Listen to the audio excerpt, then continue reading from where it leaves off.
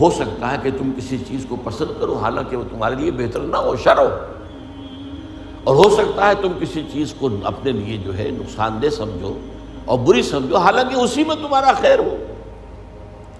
واللہ یعلم وانتم لا تعلمون، اللہ جانتا ہے تم نہیں جانتے۔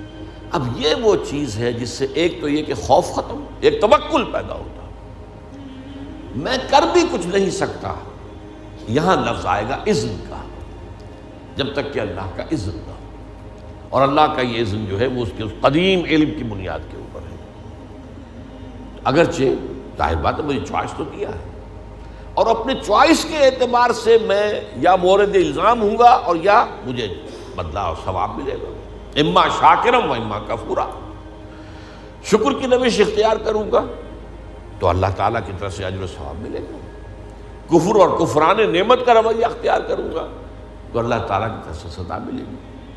لیکن ظاہر بات ہے ایک جگہ فرمایا ان ربی بما تعملون محیط، یہ اللہ تعالیٰ کی صفت قدرت کا معاملہ، علی کل شیء قدیر ہے اللہ۔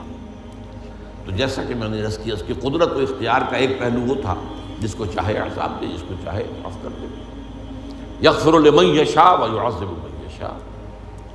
اور اگر میں یہ سمجھوں کہ میں اپنی کوشش اور محنت سے صرف کوئی کام کر سکتا ہوں تو بھی دھوکے میں آ گیا۔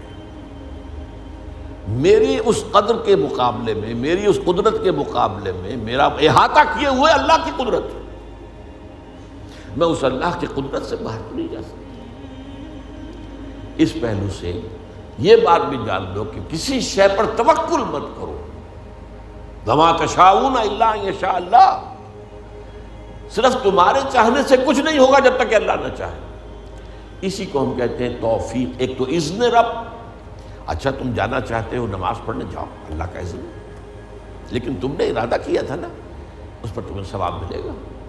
اللہ نہ چاہے تو تمہارا ایک قدم بھی نہیں اٹھ سکتا، تم پہلا قدم اٹھانا چاہو اور اسی وقت جو ہے فالج گر جائے تمہاری ٹانگ پر، تو یہ جو کچھ ہے اذن رب سے ہے۔ اچھا تم چوری کرنا چاہتے ہو جاؤ، تمہارا چوائس ہے، لیکن ظاہر بات ہے کہ اس پر جو ہے تمہاری پکڑ ہوگی، لیکن یہ ہے تمہارا فیصلہ۔ اللہ راستہ آسان کر دے گا تمہارے لیے، چوری کا راستہ آسان کر دے گا، جاؤ۔ فَسَنُيَسِّرُهُ لِلْيُسْرَىٰ وَسَنُيَسِّرُهُ لِلْعُسْرَىٰ، جو نیکی کے راستے پر چلنا چاہتا ہے ہم اسے سہج سہج سہج سہج اس سب سے بڑی آسانی جو ہے یعنی جنت وہاں پہنچا دے گا، اور جو برائی کا راستہ اختیار کرتا ہے فَسَنُيَسِّرُهُ لِلْعُسْرَىٰ، اللہ اسے آہستہ آہستہ العسرا بھی پہنچا دے گا۔ تو توفیق رب، اذن رب، توفیق رب کے بغیر میں کچھ نہیں کر سکتا۔ اسی سے پھر اسی کے بطن سے توکل جنم دیتا ہے۔ میرے پاس سارے اسباب و وسائل جمع ہیں، رات کو میرا فیصلہ ہے کہ صبح میں نے سفر کرنا ہے، اسلام آباد جانا ہے، گاڑی کی میں نے چیکنگ کروا لی ہے، سب کچھ ہو گیا ہے، اس کے تیل ویل دیکھ لیے ہیں، ٹھیک ٹھاک ہے، پیٹرول کی ٹنکی بھی فل ہے۔ لیکن اگر آپ نے سمجھا کہ میں چلا جاؤں گا تو آپ دھوکے میں، فریب میں۔ سورہ کہف میں اس کا نقشہ کھینچا گیا ہے، حضور سے فرمایا گیا وَلَا تَقُولَنَّ لِشَيْءٍ إِنِّي فَاعِلٌ ذَلِكَ غَدًا إِلَّا أَن يَشَاءَ اللَّهُ، ہرگز کبھی مت کہنا کہ یہ کام میں کل ضرور کروں گا، مگر اس استثناء کو سامنے رکھتے ہوئے اگر اللہ نے چاہا تو نہیں جا سکتا۔ مجھے کیا پتا، وہ تو کہتے ہیں نا کہ there's many a slip between the cup and the lip۔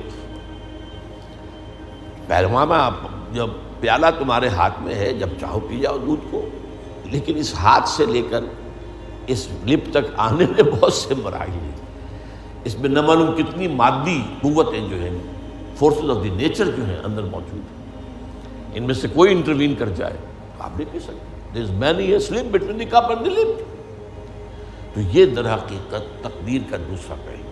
اس کا یہ مطلب نہیں محنت نہ کرو، کوشش کرو، جد و جہد کرو، امکانی حد تک، اگر وہ نہیں کرتے ہو تو تم پکڑے جاؤ گے، لیکن یہ نہ سمجھو کہ تم اللہ تعالیٰ کی قدرت سے آزاد ہو جاؤ گے اور باہر نکل جاؤ گے اور جو چاہو گے کر دو گے۔ وَمَا تَشَاءُونَ إِلَّا أَن يَشَاءَ اللَّهُ إِنَّ رَبَّكَ، اللہ تبارک رب ہے، إِنَّ رَبِّي بِمَا تَعْمَلُونَ مُحِيطٌ، احاطہ کیے ہوئے، بما یعملون محیط دو دفعہ قرآن میں اور ایک مرتبہ تعملون محیط، احاطہ ہے تمہاری اس قدرت سے باہر۔ جیسا کہ میں نے کہا اللہ تعالیٰ کی قدرت ہے وہ چھائی ہوئی، ان اللہ علی کل شیء قدیر، وہ ہر شے کو محیط ہے، گھیرے میں لیے ہوئے۔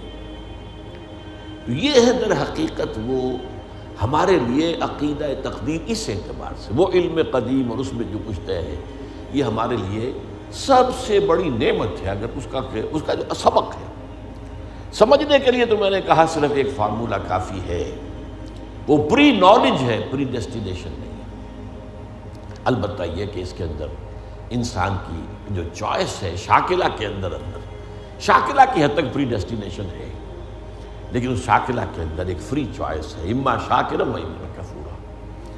آپ جو راستہ بھی اختیار کرنا چاہیں، اللہ نے اس کی آپ کو، تبھی یہ سارا معاملہ ہے۔ تبھی آپ معلوم ہے قرآن مجید کا فلسفہ زندگی کیا ہے، خلق الموت والحیات لیبلوکم ایکم احسن عملا۔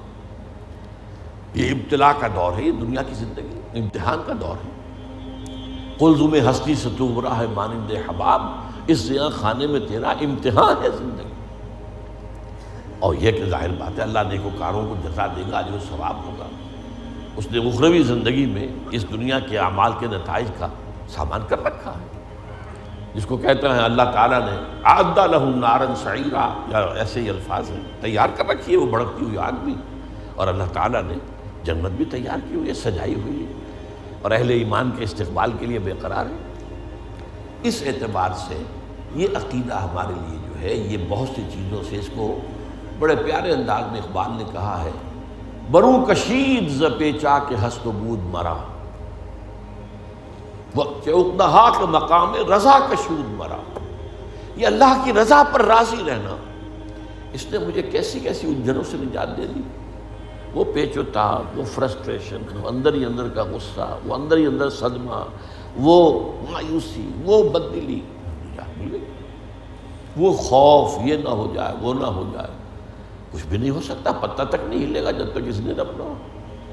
اور میرا رب جو ہے وہ ہر شے پر قدیر ہے، اور میرے رب نے جو بات جو میرے لیے لکھتی ہے وہ جو آئے گی، تو مجھے اس کے اوپر کوئی رنج نہیں، کوئی افسوس نہیں، جو بھی آئے۔